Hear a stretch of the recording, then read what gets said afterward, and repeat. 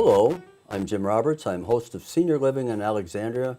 Here we are in January and with another episode of our monthly program sponsored by Senior Services of Alexandria. Our goal, as you probably will recognize, is to get useful information to seniors, obviously, but also families, friends, caregivers, service providers, those in the community that are interested in issues that are important to seniors. So we're privileged to be able to do this, and I'm excited today because we have a very good program for you today.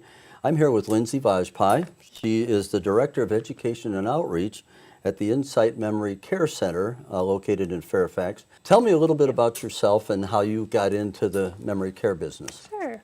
Well, my entire history has been working with people who have memory impairments. My first adult job out of college was in the activity department at a long-term care community. I branched out into dementia training, spent a few years at the Alzheimer's Association, providing programs and services. In the Washington area? Okay. And recently joined Insight Memory Care Center. So I'm happy to be the Director of Education and Outreach. Just out of curiosity, what drove you to the education side rather than the treatment side? I really felt like there was such a need for quality education for those caregivers. It's really the caregivers who are influencing the quality of life for the person with dementia. People just not quite understanding what things they could be doing that might better the life of their loved one, or the things that they were doing that weren't very helpful, and so much support that was needed. The caregiving can be such a drain for family members and paid providers. Tell me a little bit about Insight Memory Care. Well, Insight Memory Care Center started in 1984 in the basement of a church with 3 participants, and it was called the Family Respite Program at that time. And it was started by a nurse who led a support group and really started to realize the lack of services available for people who had memory impairments. And over the years, we've expanded, we've moved locations, changed names to really meet the needs, the growing needs in the community. Right now, there are about 46,000 people in Northern Virginia who have some sort of diagnosis of dementia. And so the need is there, and in 2015, we moved to a new location in Fair Oaks, where we've got about 15,000 square foot of state-of-the-art space for our adult day center and also our resource center. When you say 46,000, is that an estimate of total population of memory impairment, or is that the number that are identifiable and under some kind of treatment regime, or what does that number mean? Is that everybody, or is that just only the people that have been identified and have some kind of care? It is somewhat of an estimate of people who have been diagnosed with some form of dementia, though. So basically, the Alzheimer's Association takes statewide data, and we break it down into about a third of the state's population is in Northern Virginia, and that's how we reach that number. And we're expecting that to substantially grow in the coming years, mainly because of baby boomers. Those are the forecasts. When you're not a senior yet, but those of us that are very aware of those trends and how it would work. Tell me a little bit more about the Insight Memory Care and its services. You mentioned you started out with define what you mean by respite. So respite basically means giving family members a break from their caregiving responsibilities. So taking care of a person with dementia for a number of hours so that family member can have a break, whether it's to run errands, to go to work, to take a nap, to do whatever they need to do to stay refreshed and stay able to care for their loved one in their home. So a number of people use our adult day center or our early stage programs as respite. The family member just needs that break. The ultimate goal for many families is to have their loved ones stay at home as long as possible, to be cared for at home. But because caregiving takes such a toll on family members, they often do need that break to really keep healthy themselves and be able to continue this caregiving journey. As I understand it, your services evolved from that as the origin and now have expanded to a broader range of services. Can you describe that track and what those other services might be? Right. So we started as an adult day center, and that's still what people mostly know us for. Our adult day center serves people with middle and late stage dementia, but we also now have an early stage services component. We have a social program called Reconnections for those in the early stage of the disease to come and get to know each other and to be active, and also to give family members a break.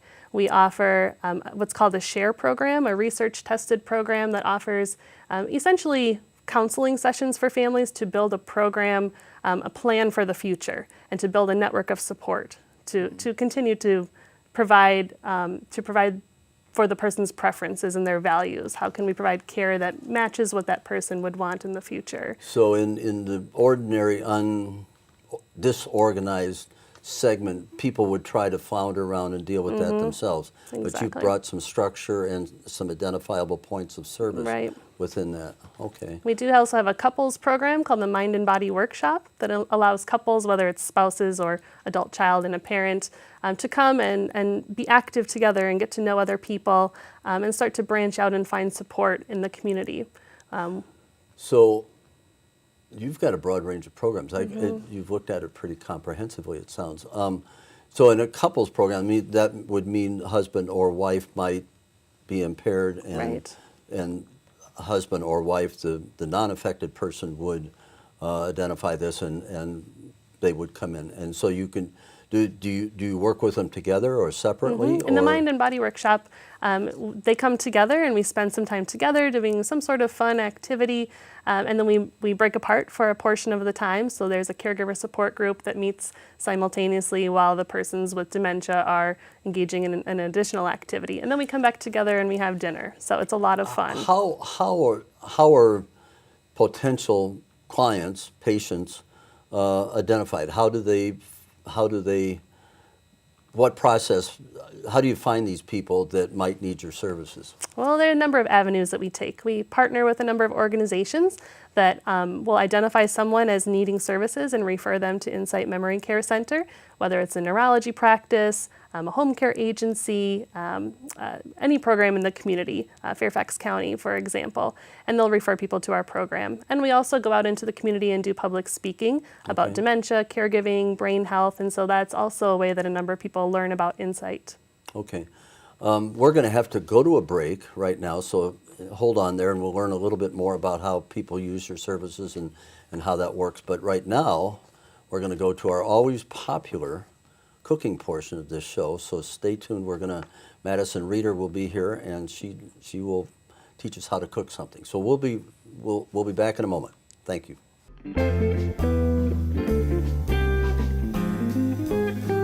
Well, we're at the exciting part of our program, and once again, we're going to have a cooking segment. I'm here with world-famous chef Madison Reeder.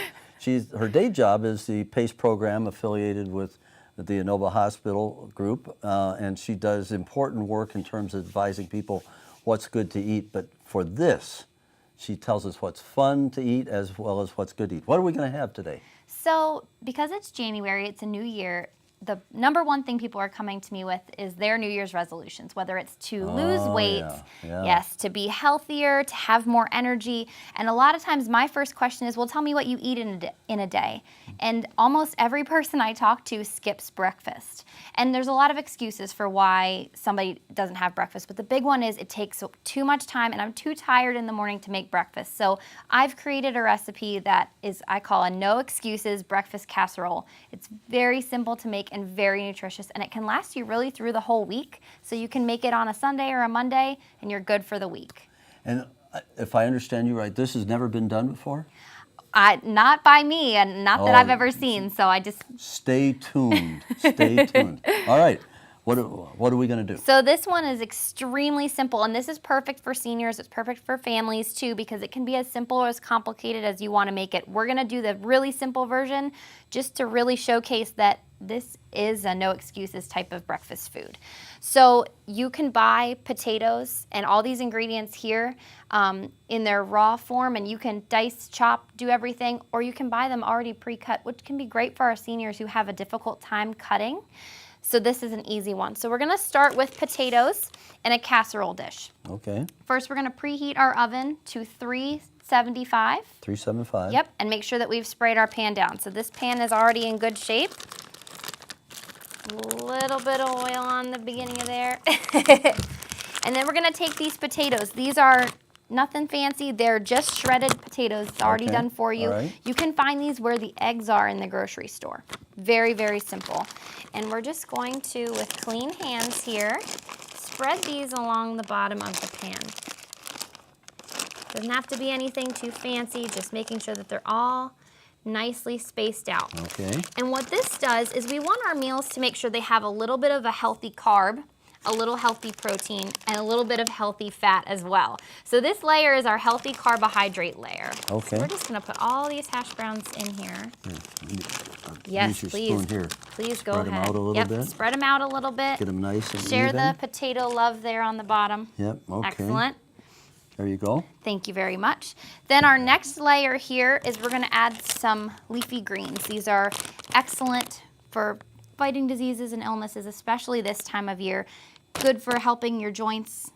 All of our leafy greens are always Leafy good for greens. that, yes. So that says spinach and arugula? Yes, so this can be any kind of Okay. green blend that you'd like. You can use kale if you want. We were just talking about how not everybody Kale. likes kale, and that's okay. Some do. Yes, but- yep, but we chose a different blend today. So we're just gonna kind of lay that over top of our potatoes there. You can spread these out right. very nicely. Yeah, all right. Get them nice and even. And again, you could buy this, in the section of the produce area in the grocery store, or you can wash it and cut it all yourself. But if that's too big of a task for you, this is perfectly okay as well. It's just as healthy, just makes things a little bit easier for you. Yeah. It just depends on what your preference is. That's easy is good. Yes, especially for breakfast foods. All right. The next item that we're going to use is going to be really, really important in 2018. It's already all over the media, and that's mushrooms. They're making a really big comeback because what studies have finally shown is that mushrooms is one of the only vegetables that's really rich in vitamin D. Vitamin D is something we usually get from the sun. It's good for our bones, and it gives us a lot of energy, but you can't find it in many food products. It's in a lot of milk, but now we found a vegetable that it's very rich in. So we're gonna add some of those in there too, since it is January and we're not in the sun that much. Yeah, all right. Give us a little bit of extra energy from this. That's a New Year's resolution in itself. Eat more mushrooms. Yes, Yeah. absolutely. Okay. And they're really tasty when combined with a dish like this. Oh, yes. So we're just gonna spread them across the bottom here. Nice and simple. You can find these in any grocery store. And then we're just gonna keep layering it up. So the next two things we have are some more veggies. We've got some onions. Again, you can buy these whole and cut them up yourself, but if that's too big of a task for you, the raw onions are perfect. So we're gonna spoon some of those out across the top You wanna here. do that? Absolutely. You And wanna- I'll get our next ingredient ready. You can just spread them out however much you think, however much you like onions. Oh, all You right. go for Here we it. go. And then after that, we're gonna use some bell peppers, which they are very brightly colored, and usually our fruits and vegetables that are brightly colored means that they're even more loaded with nutrition. So lots of vitamin A, vitamin C in these, which are good for our eyes, skin, hair, all of our cells, all of our organs. So we don't wanna miss out on these lovely little guys. I like the multi-colors, you know? Yes, and that's really important too. With our breakfast foods, a lot of times our breakfasts are very bland. That looks excellent. Perfect. Is that enough? All right. Yep, that's perfect. And we're gonna do the same thing with these peppers. We could probably put all of those peppers in too. I won't dump it. They might not have the nice even distribution, Yeah, the you're doing- artistic appeal that This we're is- accustomed to. Yes, this is definitely a work of art here. We'll Yes. have to turn it so I that like they can these. see. When I first saw you with these, I thought you had a whole bag of Jolly Ranchers, but of course that wouldn't work very well. Wouldn't would go it? with the potatoes very well, I not- don't think. No. All right. That looks perfect. And it adds some really nice color, which is perfect for a Spread breakfast them out food. a little bit. Oh, this Yep. is colorful. Yeah, and very easy. You know, So- I would have this for lunch and dinner. Yeah, and you certainly could. Yeah. This is not just limited to breakfast. Right. So this is perfect for whatever meal you want it to be for. Breakfast for dinner, breakfast for breakfast. So And we've only taken less than 5 minutes. yeah, it's really that easy. And while we're doing this, the oven is preheating, so we're really not wasting any time here. Just 375. That's right, just getting Okay. right into it. So There we far, go. it's very colorful, very bright, very nutritious. So we have a carbohydrate on the bottom, which is our potatoes. We have all sorts of vegetables in here to give us our nutrition, but we need some protein to really keep us full. That's what protein does, is it helps to slow the metabolism of our carbs in our diet, keep our blood Okay. sugar regular, keep us fuller for longer. So we're gonna add some eggs. You can crack some eggs like we did a couple of months back. We were cracking eggs and made something. Crack joke, cracks eggs. That's right. Or you can buy the liquid egg whites or Oh. eggs as well. I thought you were going to I thought that was half and half. No, that would make it a totally different No, breakfast. I was mistaken, fortunately. Yes, these are All right. liquid eggs, so we'll give these a little shake. Yeah. You can use regular liquid eggs, or you can use liquid egg whites too if you're really trying to cut back on your calories. Okay. That's a really easy way. So we're just gonna pour the rest of this, about half of a container, or about 6 eggs if you were using eggs, right over top of this. I'm gonna let you do this part. Oh, okay. Yeah. Just evenly. Just evenly spread it. You have made a masterpiece thus far. Beautiful. That's all there is to it. Now, of course, you can always add different twists to this. You can add different vegetables in, you can add more, you can add less, you can add different spices. One of the things that I've tried when I've practiced with this is adding some hot sauce to it too. It's a good way to add flavor without adding too much salt or sodium, if that's one of your resolutions for the new year. So this is just a really, really easy one. Then this goes into the oven just as it is, uncovered. Oh, you found one more thing. That's right, we can always add some cheese too. That's, I'm surprised, I'm very glad that you didn't miss this. well, I kind of peeked at the finished product. That's right, that's right. I cheated. That's right. So you can make this a little bit healthier by not adding the cheese, but we all know that cheese is... let's go for it. Yes, it's a favorite. So you can sprinkle that right over the top. We couldn't miss the cheese, could we? No. What kind of breakfast would this Kind be? of top it with protein. That's you know. right, a little extra protein, That's a right. little bit of healthy fat in there as well, some calcium. So here we have a very simple completed casserole with healthy carbs, proteins, and fats. And just look at all that color there. That color really shows us just how nutritious it is just by looking at it. Then that goes into the oven for 45 minutes at 375.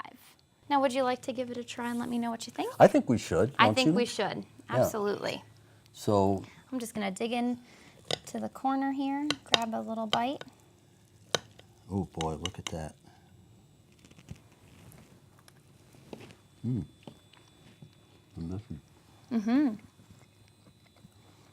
I could eat that for breakfast for a week. Exactly, and that's kind of the beauty of it. I better confirm my Better judgment. try it again Yep. just to make sure. That's very good. Thank It's you. It really is. I mean, it's really fresh tasting. Thank you very much. No. Yeah, very, very simple. That's wonderful.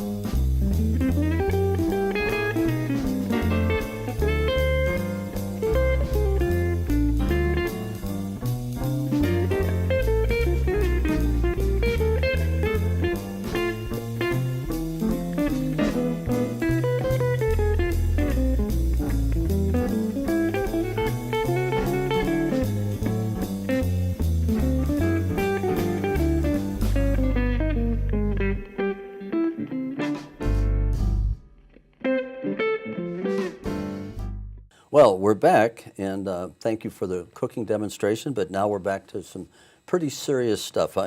Once again, I'm with Lindsey Vajpeyi. She's the Director of Education Outreach at Insight Memory Care, located in Fairfax, and as we've talked previously, serving families, friends, caregivers for those that are suffering from some degree of dementia. Let's dig for a second. Define dementia. We get confused with Alzheimer's. We get confused with other types of ailments that might require remedy. How do you segregate or identify what those conditions are? Right. So many people think that dementia becomes Alzheimer's when it gets bad enough, and that's actually not how those words are related. Closely, so, yeah. Dementia means there's a cognitive impairment severe enough to interfere with someone's life. Dementia is not one disease. It's just a word that we describe a set of symptoms. So you can think of the word dementia as an umbrella term. And under that umbrella, you have all of the diseases that would fall into that category. And Alzheimer's is the most common form of dementia. So that's why you hear those words used interchangeably so often.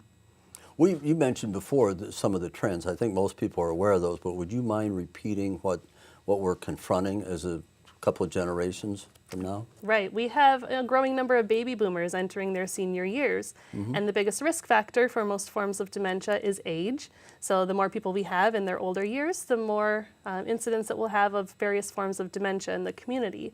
And that causes problems. That, there's a lot of need out there and not a lot of service providers. And so a number of agencies are looking at ways that they can expand their services and really meet this growing need in the community, not just for those who will become diagnosed, but for those family caregivers who are supporting that person. Let me ask, so what's your how many do you serve, or what's your caseload, or how many people can you deal with? Both, obviously, relationships and families, not just individuals.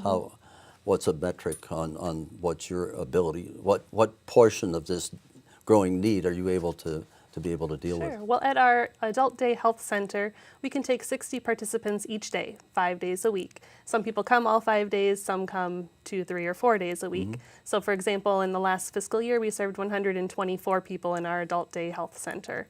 And then in our early stage reconnections program, which meets up to 3 times a week, we can take 12 people each day.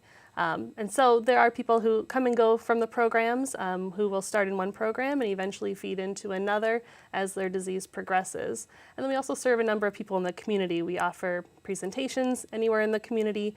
We have support groups where people who may not be affiliated with Insight in any other way come in and come to our caregiver support groups. We also offer memory screenings at our office every month, but then we also can take those out into the community as well.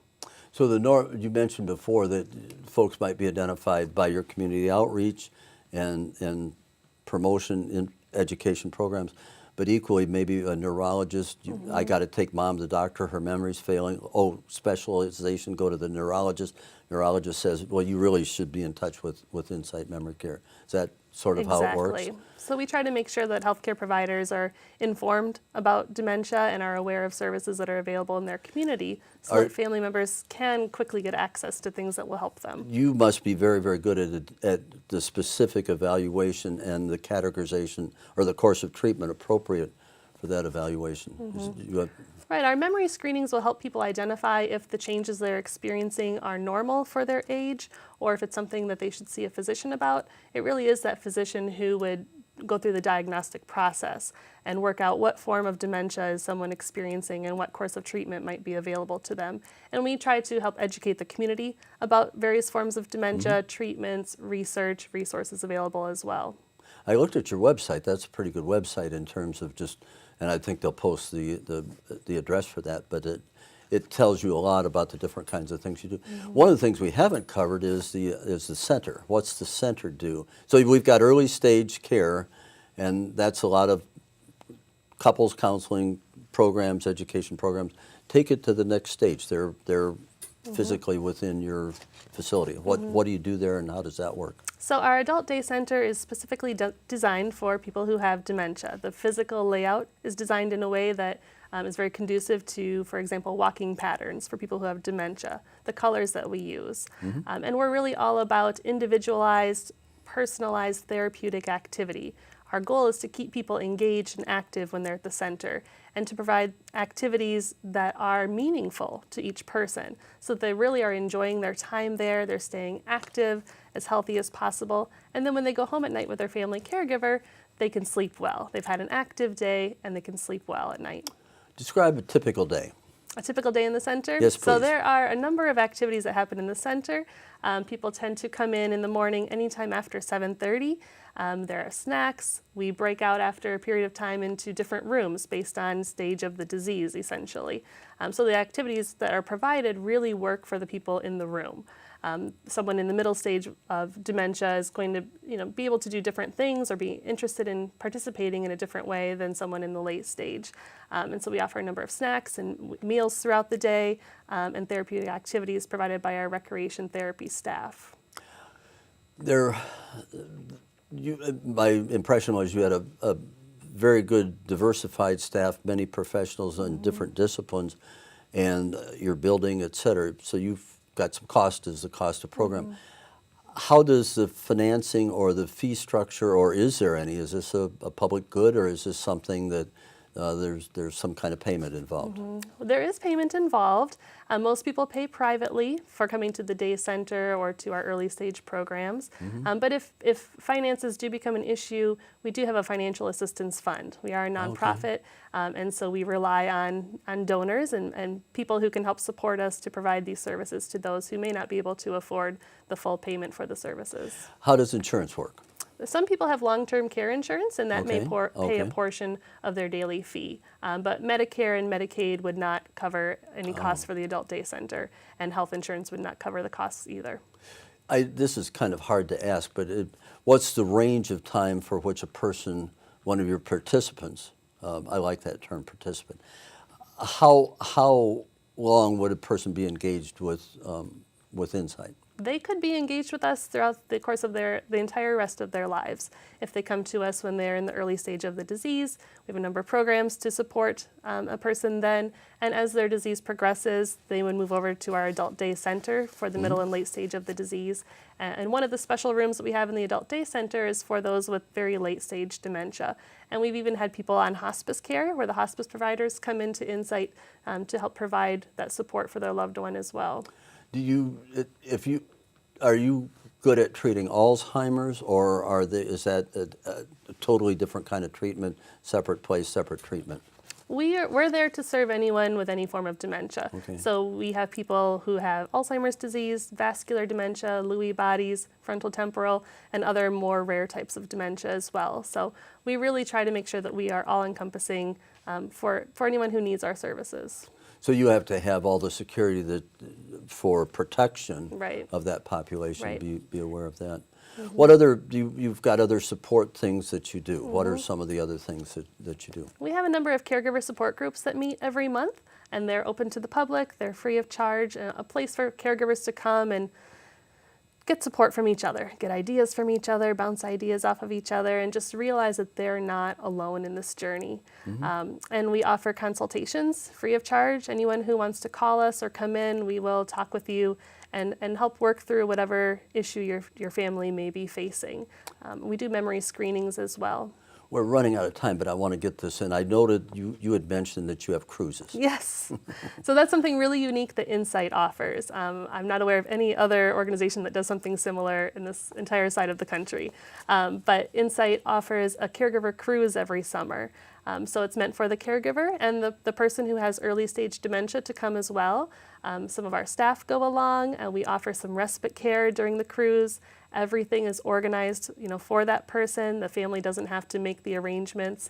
And some caregivers do come on their own as well if their loved one no longer, could handle coming on the cruise or has passed away. Is it helpful to see others in the same situation, whether you're impaired or a caregiver, to have that sense of community and Absolutely. how they deal with it and ideas they might share Right. among themselves? That you're not alone, that there are Right. other people going Exactly. through some of the same things. Exactly. You can let down your guard, you can be you, and really feel loved and supported by the people around you. Okay, that's very comprehensive. It'd be nice if those were easy issues to deal with, but I think what you offer is a real bridge to being able to deal with it in family. We're going to have to end this session because we're out of time, but I do want to mention, and I know you'll be one of the lead speakers at the January 20th Caregiver Conference. That'll be at Emmanuel Church on the Hill in Alexandria. So those of you that are watching, and tell your neighbors and friends that you can come see Lindsey, and she'll be able to tell you a lot more things and maybe give you individual and specific advice. So, Yes. Lindsey, thank you very, very much You're for welcome. coming in. That's a big topic. Thank Appreciate you. it very much.